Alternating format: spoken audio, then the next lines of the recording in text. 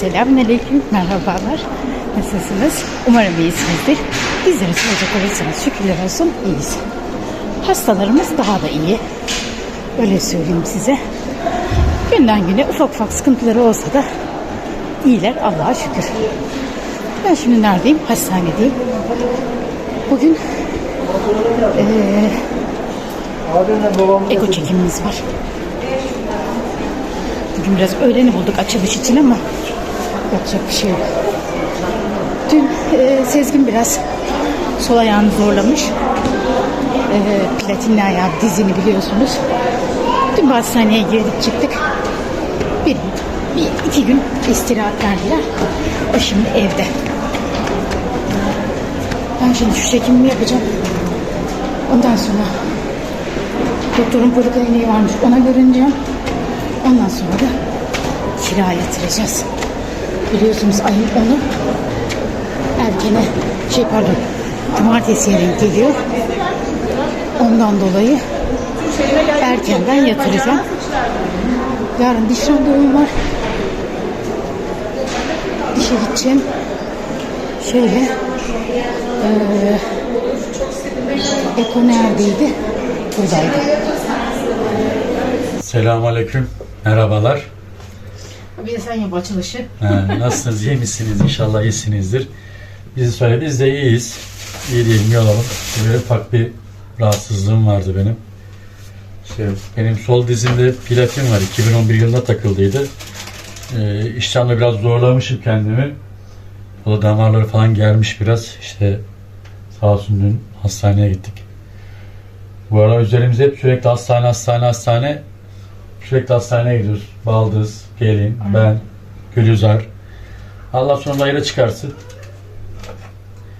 Bir hap verdi, ağrı kesici. Ne o Gülüzar? Kas gevşetici, ağrı kesici. Kas gevşetici, ağrı kesici. Bir hap verdi doktor. Ağrı kesici mi, uyku ilacı mı anlamadım. Yani 7-24, 2 günden beri neredeyse uyuyor. Gözümü açamıyorum. Nasıl bir kas gevşetici, bir de yorgunum herhalde ki. İyice gevşemişim yani ben de. Aynen. Şimdi ufak bir market alışverişi yaptık Gülüzar da. Ben hastaneye gittim. Arkasından kira yatırdım. Oradan da Sezgin'i aradım. Sezgin geldi. Bir markete gittik. Ufak tefek bir şeyler aldık. Aynen. Şu değişik geldi. Zaten şu çok da yukarıya almışız bir gülüm şeyi. Yok iyi böyle. Damaya baksana. Şöyle klozet şeyi aldım. 69 liraymış bu. Yufkayı da koyuyorum dolaba. Evet. Ya fırça aldıydık değil mi gülüm bir de ya? Diş fırçası. Aldık. İçinde böyle. Evet, şu ne? Zeytin aldık. Valla zeytin aldık. Bir zeytin kuracağız dedik. Bir türlü şu şeylerden dolayı hani bir şey yapamıyoruz. Zamanı da geçireceğiz zaten böyle giderse. Ya olmazsa zeytin Vallahi. alalım dışarıdan da kuru versin ya. Bakalım. İçim yanıyor. Gazoz aldık, soda aldık. At ayağım. Yani. Kuyruğuna Soda bak. iyi oluyor. Vallahi yanıyorum ya. Soda güzel oluyor. Su içiyorum hastanede ama 2 saat inanır mısınız? Eko'yu çektirdikten sonra bekliyorum. Doktoru gördüm. Seni alacağım. Aklımda. Seni alacağım. Kusura bakma dedi. Çok beklettim dedi. Bir şey dedi sen diyemiyorsun. Artık bekliyorsun. Oradaki bayanlar diyor ki en son seni alacak herhalde dedi. Harbiden de öyle oldu. İşte bazen yani öyle. Şöyle bir diş fırçası aldım. Ege'yle bizim yumuşak şeyli. Yarın diş doktoruna gideceğim. Şeyleri yapıyorum. Yani. Şundan tatlı yerim ben şimdi ya.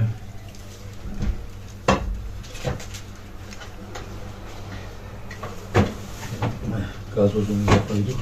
Şuna mavi Ege siyah ister kesin bunu. Siyah ister Ege. Neyse gelsin Ege istediğini alsın. Aynen. Onu da kaç paraya almışız? İkili diş fırçası. Bilmiyorum. 1+1'miş bu. 45 liraymış. White Night diye bir şeymiş. Ege bunu açayım ya. Bu arada ben hastaneye gittim, doktor dedi ki kalbinle ilgili hiçbir sıkıntı yok. Dedim benim göğsüm sıkışıyor, hani böyle bir şey mi oluyor? Dedi ki hani kalple ilgili, damarlarla ilgili, kapakçıkla ilgili bilmem neyle ilgili hiçbir sıkıntın yok dediler. Bir göğüse gör. Zaten beni dedim göğüs buraya gönderdi. Ya doktorlar da bazen sallamak. Vallahi anlamadım ya. Yani bir şey yapmıyorlar. Bir göğüs doktoru araştırıyorum ama şimdilik vallahi bilmiyorum bir şeyden böyle sinirle de zaten Gerçekten hiç gidesim de yok yani. Mahmut'la görüştük de diyor, abi de bizde diyor bir annem gibi böyle kas gevşetici türü bir bitki çayı yapıyorlar diyor. Sakin. Annem gibi içiyor, hiçbir şey olmuyor, hani hiçbir şey yok diyor. Ben içiyorum da yamulup gidiyorum. Ama onların vücut alışmıştır, sürekli içiyorlarsa. Yamulup gidiyorum diyor. Doğal dedim. Getir gel onu sen bana, ben onu Ne gönderdim. içiyormuş ki acaba? Bilmiyorum. Söylediniz ona. Şu tavuğu ben poşetleyeceğim, ayrı ayrı poşetleyeyim. Yemeklik ya o. Aynen. Parçalattık onu, böyle bir ayrı ayrı yapalım. Hepsini bütün atmayalım, sonra erimesi sıkıntı olur. Şunu gösterecektim ya. Şunu merak ettim. Zaten uzun süredir değiştireyim diyordum. Bir türlü aklıma gelip de orada şey yapamamıştım. Bunu görünce zaten aklımıza geliyor da. Yani. Bu arada Sümeyra daha da iyi. Evet. Allah'ımıza bin şükürler olsun. Rabbim beterinden korusun diyelim. Amin, Gerçekten amin. hani. Mavi şey Mavi mi hiç bilmiyorum ki. Ay, açabilirsem de göstereceğim size. Ya şeymiş aslında, şu klozetlerin kenarları şöyle boşluk ya. Evet. Onları düz olanları varmış artık. He. Tabii kendi evimiz olsa değiştiririz de. Şöyle bir şey. Ya çok yukarı kaldırdın sen bunu ya. Ben böyle kaldım. Şöyle şuraları falan. Hoşuma gitti. Bunu ben Nazlı'da değiştiresi vardı. Böyle bir şey. Değişik bir abla, bir fırçalar var falan diyordu. Aslında bunu Nazlı'ya atmak lazım. Olursa Nazlı'ya da alalım bundan. Alalım bir tane. Nazlı da düşünüyordu çünkü. Çok zor abla ya diyor. Temizlenmiyor, etmiyor. Çok zorlanıyorum diyordu. Güzel ya, hoşuma gitti. Bunu değiştirelim. Eskisini atalım. Uzun süredir. O da aklımda diyor. Mavi nasıl koşturayım? Dinlenmiştir. Bol bol derim. Geldik ama başlıyor bağırmaya. Yani sizin anlayacağınız hastanede şeye gittim. Nazlı arıyor. Abla ne yapıyor? Kapıda bekliyorum. Sezgin arıyor. Ege ne yapıyorsun bilmem ne. En son işte Sümeyra ile ablamla konuştuk. Ablam oradaymış. Eylül'ü okuldan o alacakmış bugün. Onların evleri yakın. Aynen. Ablam da konuştu da, hatta gelin akşam. Bir cadde aralarında ya. Bir akşam gelin hani beraber oturalım falan filan dedi. Sezgin bugün bir mevlüte davetli. Mevlüt var, bir arkadaşımız mevlüt veriyor bütün ölmüşlerin ruhuna.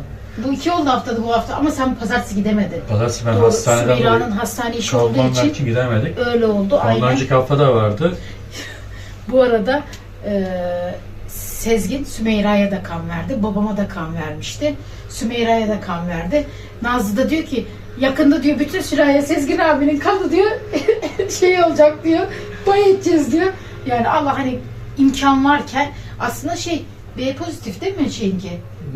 Ama işte takas yaptık biz bunu. Aynen öyle Takas, oldu. Tabii seninki yine gitmedi. hayır, gitmiyor, takas olarak gidiyor işte. Sonuçta bizim niyet yani şeyimiz olsun yani. Tabii. Normalde ben kan, yani düzenli olarak kan bağış yapıyorum zaten, yani illaki yani şey değil. Yani sürekli bu 5. 6. olmuş benim. Yakında bir İyi de. madalya verecekler bana. Ne için? Düzenli kan veriyorum ya ben. Ha.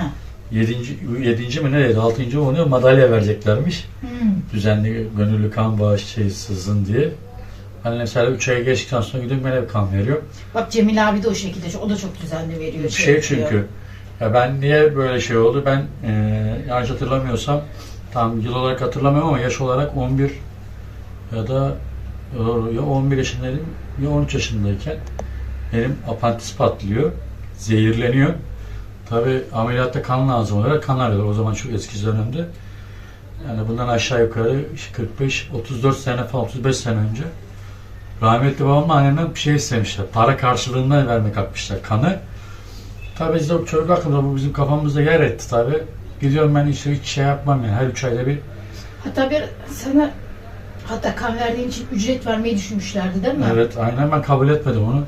Yani ben gönüllü olarak kan bağışı sürekli yapıyorum yani yılda. Ya o anda hani böyle karnı açsa yani karnını doyurursunuz. Hani çünkü aç verilmiyor kan. Ya da bir meyve suyu alır verirsiniz. Hani böyle Allah razı olsun denilir. Hani yani şeyde bir dua yeter yani. Mesela hani o anki şeyle tabii gidip de benim karnım açsa doyuruver benim karnım da denmez. Şey olmaz. Ben bunu aynen. gönüllü olarak yapıyorum. Ben sürekli kan düzenli olarak veriyoruz zaten. Yılda 2 kez 3 kez veriyorum zaten. Belki de o yüzden çok kilo alıyorum ben. Ben veremiyorum. Gülizar'dan almıyorlar. Almıyorlar, bir artı hani kanserlik şeyden dolayı ne onun adı? Bir de çıkmıyor da. Bir ara girdik Gülizar'ın kuzenine kan vermeye, bu mide ameliyatı geçirdiğinde. Burak işte Ben Gülizar girdi. Ben girdim tık tık tık hemen benden ala. Gülizar da hala kan... Ben önce girdim ama hala damar oynamıştır diye hemşire. Onu oynatıyor. Bakıyor. Yarım minütte kanı zor aldılar. Hatta doktor demiş ki bir tane bayan geldi demiş. Yarım minütte kanı bile alamadık demiş. Yani işte bu aslında düzenli olarak vermek lazım. Yani kime ne zaman ne lazım olacağı Sağlık da belli problemi olmuyor. olmadığı müddetçe. Tabii bunu kan bankası da yani ben bunu bilmiyorum. Kızılay'da bunu tutup da faturalandırılıyorsa, devletten parasını alıyorsa yani yanlış yaparlar yani. Yani. Söylentiler var işte para satıyor falan da. Ben niyet önemli. Genelde de mesela şimdi kan bankasına şey olduğu zaman aileler de arıyor. Değil mi? Tabii. Aile de arıyor. Diyor ki hani kan şeycisiymişsiniz. Ne yok? Mesela beni arıyorlar. Mesela telefonum kayıtlı benim. Bir ara işte bir çocuğa trambolist lazımdı. Gittim trambolist verdim. Böyle gel bazen ararlar gece eğer kan vermediysem yakın zamanda arıyorlar. Kan veririm durum hani kendimi iyi hissediyorum. Gidiyorum veriyorum. Ondan sonra bir bekliyorum 3-4 ay bekliyorum. Ondan sonra bir daha veriyorum. Trambosit de aynen bayağı bir şey oluyor. Kanda ne kadar bir veriyorsun? 3 ayda 3 ay. Kan bir senede bir mi? 2 kere, 3 kere verebiliyorum, 4 kere Senede. verebiliyorum. Ama arası var onun bir de. 3 ay bekliyorsun, verdikten 3 ay sonra bir daha veriyorsun. Kan gibi gene. Trombolisiti yılda bir kez 2 kez verebiliyorsun. Çünkü hücreler anca yeniliyor kendini. Yani. Bir de tabii vücudunda şey Beyaz yapması kan, önemli. tabii. Aynen. İşte yani aslında buna dikkat etmemiz lazım. Aslında ki her an kime ne lazım olacağını bilemeyiz yani. Mesela çevremizde bile mesela bir şey oluyor, kan verilecek oluyor. Hemen seferber oluyorlar. Allah razı olsun hepsinden. Yarın bir gün onlara bir şey olmuş olsa Hatta gene aynı. O gün işte kan vermeye ettiğimizde benim yanımda arkadaşlarım da sağ olsun geldi onlar da bizim gençler. Çocuklar turp gibi öyle hiçbir şeyleri yok. Almadılar çıktı. Yüksek derecede enfeksiyon. Doktora sizin şu an yatakta olmanız lazım diyor. Yani bu enfeksiyonla diyor. Çocuklar da abi de bize hiçbir şey yok ki de ne enfeksiyonu. Bazen o bende de oluyor. Sende de oluyordu bir kere hatırlıyor musun? Aynen. Kan vermeye ettik. Doktor var, dedi senin şu an yatman lazım bu enfeksiyonu. Senin ayakta durmaman lazım. Böyle. Sezgin'e soruyor neyin var, iyi misin, kötü müsün diyor. Yo ben çok iyiyim diyor. Kendimi çok iyi hissediyorum diyor. Alın benden kan ben iyiyim diyor. Yüksek enfeksiyon çıkınca almadılar işte bizden de yani. Aynen. Şu yemek işine yemeklerimizi halledelim. Ondan sonra yemek inşallah. halledeceğiz mi? Ege planları var Ege'nin. Telefon susmuyor Ege sürekli Gülizar arıyor. Beni arıyor. Baba ne yapalım? Ne edelim? Akşam yemek ısmarlayayım, yemek yap. Anne ne yemek düşünüyorsun diyor. Düşüneceğim annem şu işlerimi halledeyim. Düşünme anne diyor. Annem niye düşünmeyeyim? Düşüneyim diyorum. Anne düşünme anne ben halledeceğim anne. Siz sadece ne yiyeceğinizi düşünün diyor. O kadar dedi. Akşam yemek ısmarlayacakmış bakalım. Öyle bir şey düşünüyor. Gelir o da birazdan zaten. İşime de gelir mi? Gelir. Vallahi gelir çünkü gerçekten servistedir o birazdan gelir zaten. Bilmiştir, yeni bilmiştir. Aynen. Ne yapalım yemeğimizi yiyelim ondan sonra tekrar görüşürüz inşallah. Ben şu şeyi halledeyim. Sen Maviş'le oynaş. Ben Maviş'le oynayayım. Tavukları Maviş halletsin. o da orada bekliyor. Sonra görüşmek üzere. Şimdilik hoşçakalın.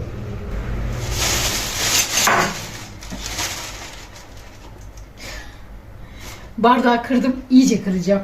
Ya bardak düştü elimden. İnanır mısınız? Paramparça. Daha beter kıracağım yoksa bardağı. Şöyle kapatayım ki attığımız zaman şey olmasın.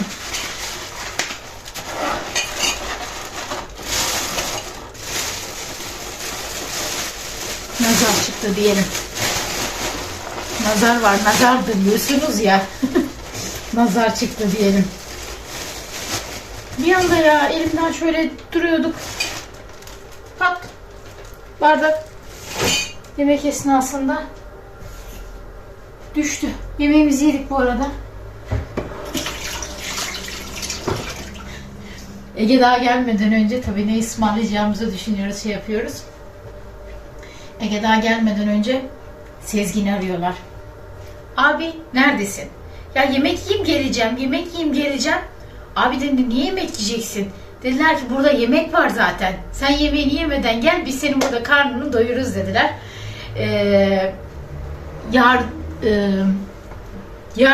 Yardım için adam lazım dediler. Biz senin karnını burada doyururuz. Burası zaten yemekte dediler. Paldır küldür geldiler. Aldılar götürdüler Sezgin'i. Ondan sonra Ege geldi. Dedim oğlum sadece baş başa dedim yemek yiyeceğiz. Ne yiyelim anne? İşte çocukların zaten böyle şey yaptıkları nedir? Dürümdür, pizzadır, hamburgerdir. Böyle şeyler düşünüyorlar biliyorsunuz. Geçen dedim pizza yedik. Bugün de hamburger mi, döner mi? hamburger mi döner mi derken dedim ki döner olsun. O şekilde bir döner yedik. Afiyet olsun bize. Şiştim mi?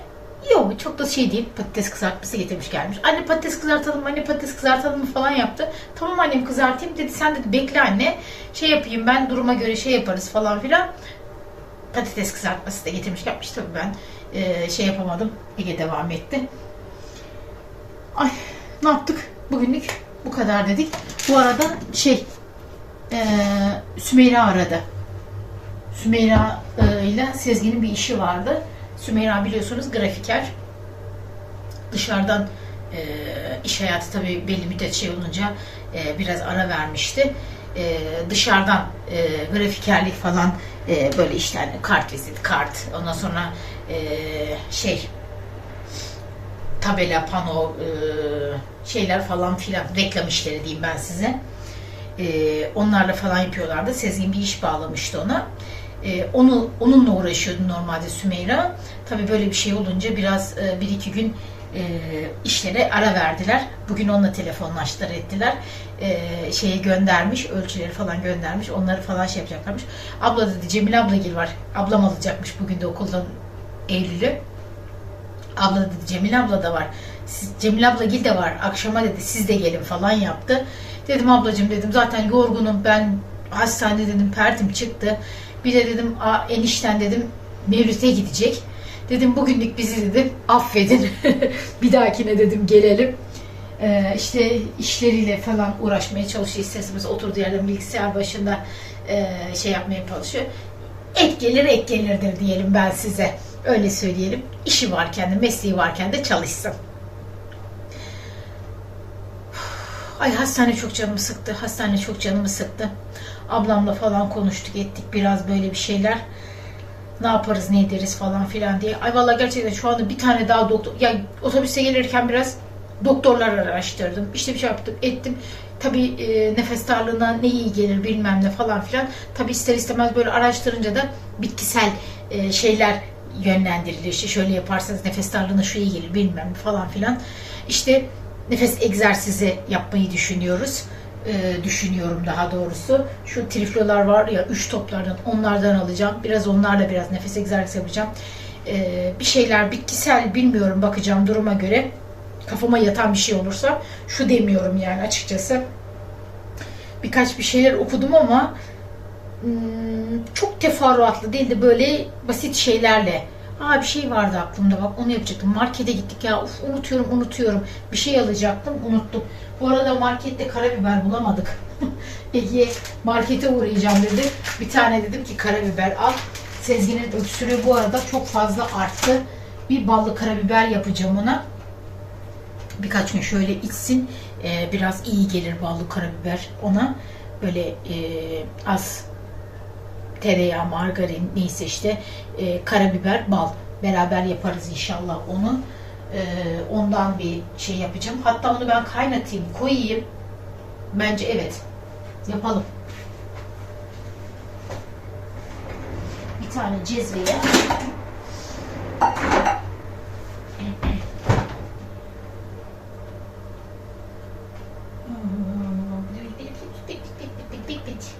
balımız vardı burada birazcık bir.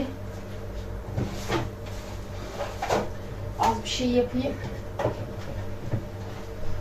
Bittikçe tazeleyeceğim yani öyle söyleyeyim ben size. Bu bal yeterli. Bir adet cezve, bir adet karabiber.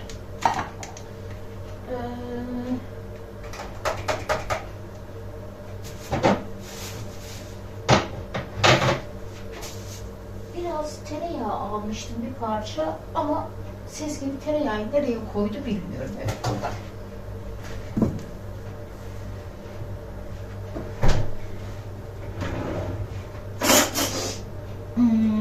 Ne yapacağız?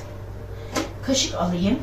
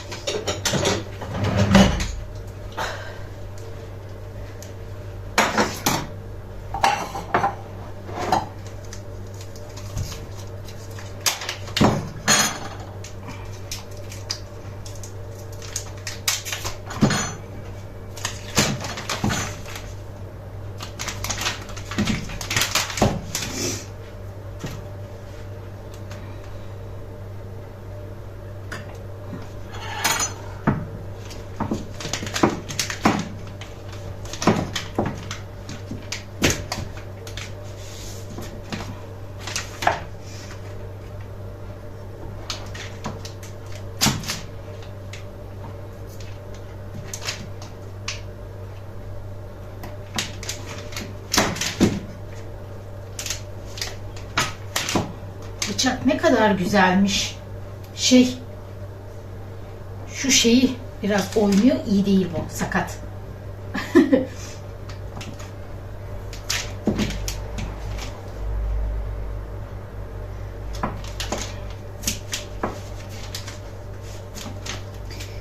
Tereyağları şöyle parçalar halinde kabımın içine koyacağım ki şimdi bunun bir parçasını da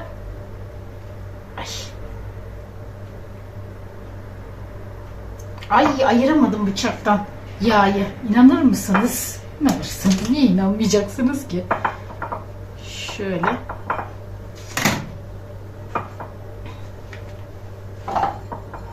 Elimi batırmayayım dedim ama şöyle kabımın içine koyayım.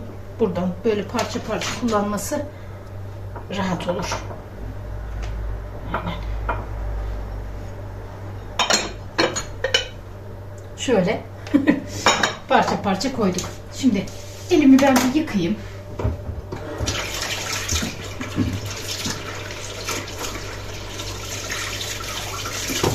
Karabiberimi de bir kaba boşaltalım. Ondan sonra şu işlemlerimizi yapalım.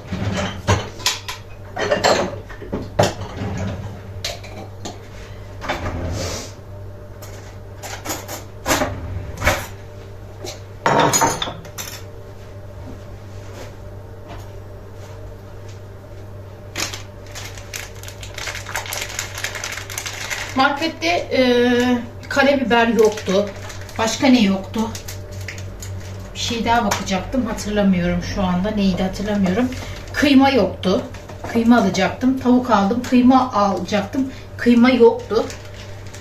Sağ olsun markete anne alınacak bir şeyim var mı diye sordu. Oğlum dedim bir kıyma al. Kıyma almış. Onları da dolaba koydum. Paketlemişler, koymuşlar. Onları da ayıracağım.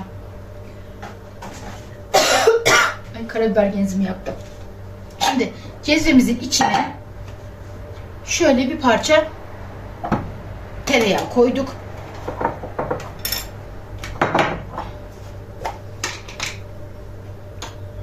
Şöyle balımın hepsini buraya.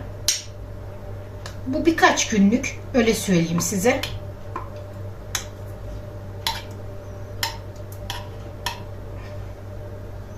Birkaç günlük, öyle söyleyeyim. Hani bu tereyağının fazla olması, tabii tuzsuz tereyağı olsun daha iyi olabilirse. Tuzlu tereyağı bilmem, belki tuhaf gelebilir size. Birkaç günlük bal. İlaç yiyeceğinize söyleyeyim. Böyle doğal şeyler yiyelim değil mi? Şu tereyağımızı dolabımıza koyalım. Tarif gitti diyorsunuz. Yok, gitmedi. Bekleyin hemen. Tereyağımı koydum. Balımı koydum. Şöyle karabiber. Yiyebileceğiniz şekilde. Bir çay kaşığı kadar falan karabiber koydum. Şimdi bunu ocakta kaynatacağız.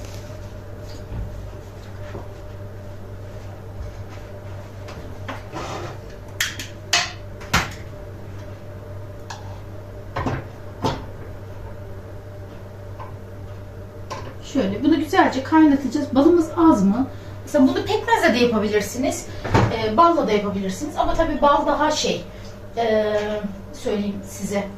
Bal daha mı etkili oluyor bilmiyorum. Benim kanımca bal daha etkiliymiş gibi geliyor bana.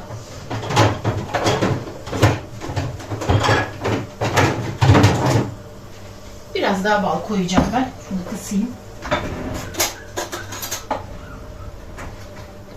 Bal gözüme az geldi. Bunun da yerini bulursa ne yapalım?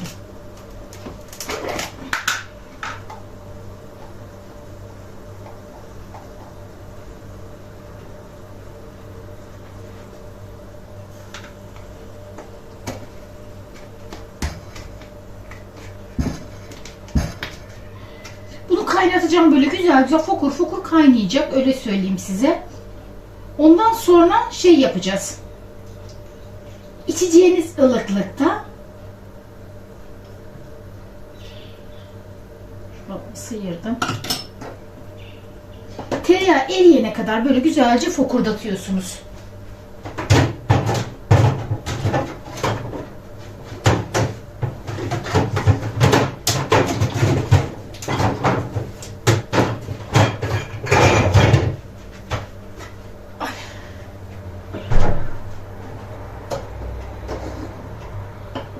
Tereyağı, bal bu şeyinizi yumuşatıyor. Karabiber de böyle ısıtıyor. Tabii bal alerjiniz, bir şeyiniz, karabiber alerjiniz varsa yapmayın derim.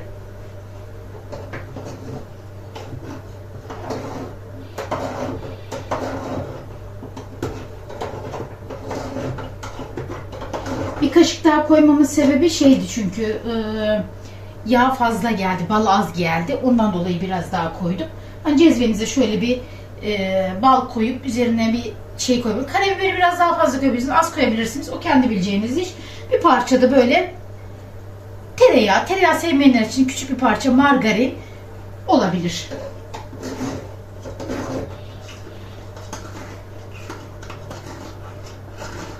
Bunu kaynatıyoruz. Hani böyle birkaç günlük yapmamın sebebi her gün hani iç kaynat hiç yapmıyorum.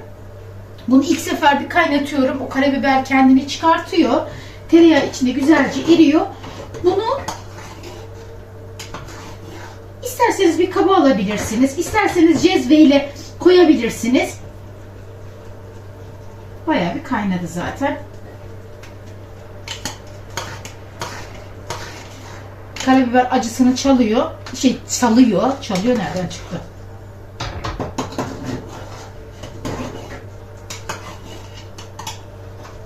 Bunu bayağı bir kaynattım bu şekilde. Her gün sabah akşam olmak üzere